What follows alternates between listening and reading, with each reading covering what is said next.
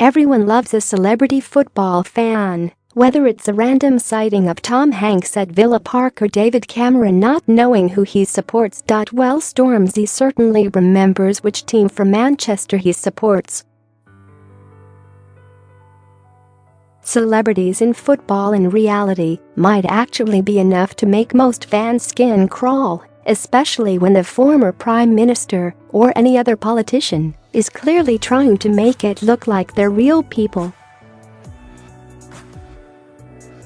Check out our video of football's famous fans. However, from time to time those people who are famous for reasons other than sport do genuinely like the team they're telling us they like. Shocking, right? Grime artist Stormzy is genuinely a big Manchester United fan and even helped the club announce the signing of Paul Pogba when the French midfielder returned to Old Trafford in the summer of 2016 for £89 million.